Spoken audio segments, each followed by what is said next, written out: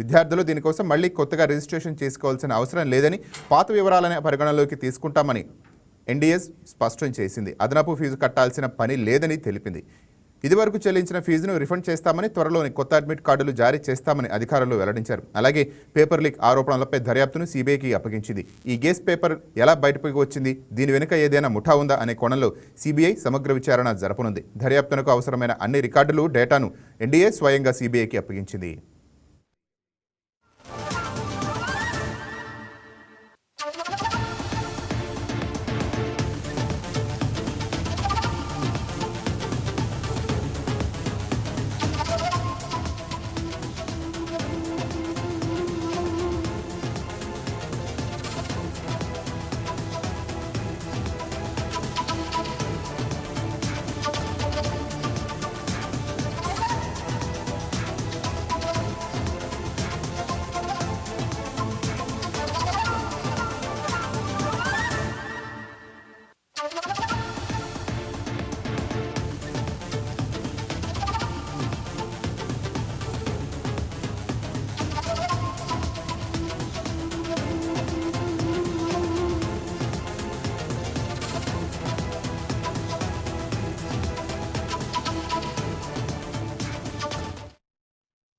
Right, దీనిపై మరింత సమాచారం మా ఎగ్జిక్యూటివ్ ఎడిటర్ శ్రీనివాస్ ఫోన్ ద్వారా అందిస్తారు. రైట్ శ్రీనివాస్, చెప్పండి.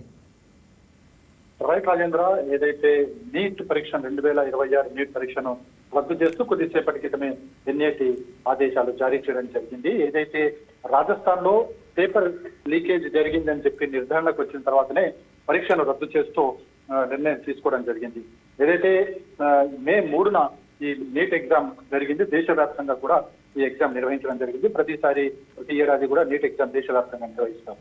అయితే దీనికి సంబంధించి 22,05,000 మంది విద్యార్థులు ఎగ్జామ్ రాయడం జరిగింది.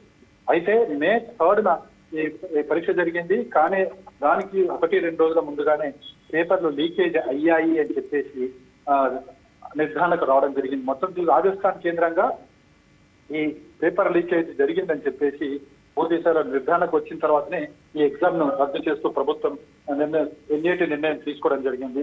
మొత్తం చూసుకుంటే కనుక దాదాపుగా 720 మార్కులకు నీట్ ఎగ్జామ్ నిర్వహిస్తారు. 720 మార్కులకు గాను దాదాపు 600 మార్కుల ప్రశ్నపత్రం లీక్ అయిందని చెప్పేసి స్పష్టమైన ఆధారాల తర్వాతనే పరీక్షను రద్దు చేయడం జరిగింది. ఏదైతే ఒక్కొక్క పేపర్ ను కూడా చూసుకుంటే కనుక 5 లక్షల రూపాయలు, 30,000 నుంచి 5 లక్షల రూపాయల వరకు ఒక్కో పేపర్ ను కూడా విక్రయించినట్లు సమాచారం ఉంది. సో ఈ మేరకు ఇవన్నీ తెలిసిన తర్వాతనే ఈ ఎగ్జామ్ ను రద్దు చేయాలని చెప్పేసి కూడా ఎన్ఐటి నిర్ణయించడం జరిగింది. అదేవిధంగా ఈ ప్రశ్నపత్రాలు లీకేజీకి సంబంధించి పూర్తి వ్యవహారాన్ని నిగ్గు తేల్చేందుకు గాను ఈ కేసును సిబిఐకి అప్పగించాలని చెప్పేసి కూడా ఎన్ఐటి భావిస్తుంది. ఎందుకంటే మనం ఒకసారి చూసుకుంటే కనుక 2024లో బీహార్ కేంద్రంగా కూడా ఇదే తరహా పేపర్ లీకేజ్ జరగడం జరిగింది. 2024లో కూడా అప్పుడైతే 720 మార్కులకు కానీ 720 మార్కులు 67 మంది సెక్యూర్ చేయడం జరిగింది. అంటే ఇక్కడ ఖచ్చితంగా పేపర్ లీకేజ్ జరిగిందని చెప్పి నిర్ధారణకు వచ్చిన తర్వాత అక్కడ కూడా విచారణ జరిపిన తర్వాత 48 మందికి అరెస్ట్ చేయడం జరిగింది. ప్రస్తుతం ఈ రాజస్థాన్ కేంద్రంగా జరిగిన ఈ లీకేజీలో ఎంతమంది హస్తం ఉంది, ఎవరెవరి హస్తం ఉంది అనేది కూడా నిగ్గు తేల్చాల్సిన అవసరం ఉంది. ఎందుకంటే విద్యార్థుల భవిష్యత్తు ఇక్కడ పణంగా పెట్టి ఇదంతా జరుగుతుంది. అయితే ఇది గమనించిన ఎన్ఐటి ఏదైతే ఈ నీట్ పరీక్ష రాసిన విద్యార్థులు ఎవరుందో వారికి చెల్లించిన ఫీజు ఏతుందో ఆ ఫీజును రీఫండ్ చేస్తామని చెప్పడం జరిగింది. అదేవిధంగా మరోసారి రిజిస్ట్రేషన్ చేసుకోవాల్సిన అవసరం లేదు, ఫీజు కట్టాల్సిన అవసరం లేదు. వాటన్నిటి కూడా వెసులుబాటు కల్పించడం జరిగింది. అదేవిధంగా ఎగ్జామ్ ఎప్పుడు నిర్వహించాలనేది ప్రభుత్వం నిర్ణయిస్తుంది. ఆ నిర్ణయం మేరకే తాము ఎగ్జామ్ నిర్వహిస్తామని చెప్పేసి కూడా ఎన్ఐటి స్పష్టం చేయడం జరిగింది. మొత్తానికి చూసుకుంటే కనుక ఏదైతే నీట్ ఎగ్జామ్ సంబంధించి గత కొన్నేళ్లుగా కూడా ఒక నీళ్ళకు అమ్ముకున్నాయని చెప్పొచ్చు. ఎందుకంటే ప్రతిసారి కూడా ఎక్కడో ఒక చోట లీకేజ్ జరగడము, పరీక్షలు క్యాన్సిల్ కావడము, లేకపోతే అవకతవకలు పాల్పడ్డ తర్వాత అనర్హులు ఎవరైతే అర్హత సాధించలేదో, అర్హత పొందలేని వారు కూడా ఈ లీకేజ్ తోని పేపర్ ప్రశ్నపత్రాలు కొనుక్కునే వాళ్ళు పరీక్షలు ఉత్తీర్ణత సాధించడం, తద్వారా ఉన్నత విద్యకు వెళ్ళడం లాంటివి జరుగుతూ వస్తున్నాయి. సో ఇలాంటి నీట్ ఎగ్జామ్ మీద ప్రజలకు, అదేవిధంగా ముఖ్యంగా విద్యార్థులకైతే ఒక అపనమ్మకం ఏర్పడింది.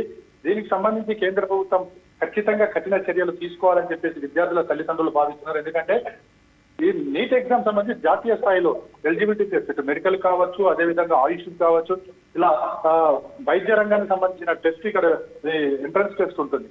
సో ఒకసారి విద్యార్థులు చాలా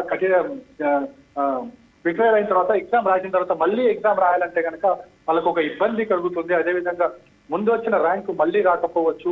సో ఇవన్నీ జరుగుతాయి కాబట్టి ఇలాంటి పరీక్షలు నిర్వహించే ముందు ప్రభుత్వం చాలా కఠినంగా వ్యవహరించాలి. ముందుగా ఎవరైతే ఈ ప్రశ్న పత్రాలు లీకేజ్ చేస్తున్నారో వాళ్ళ మీద చాలా కఠినంగా వ్యవహరించాలని చెప్పేసి విద్యార్థుల తల్లిదండ్రులు కోరుతున్నారు. మొత్తానికైతే నీటి పరీక్ష క్యాన్సల్ తోని మరోసారి విద్యార్థులు అయితే ఒక అపనమ్మకం వాళ్ళకి ఏర్పడిందని చెప్పొచ్చు. Right, thank you Srinivas.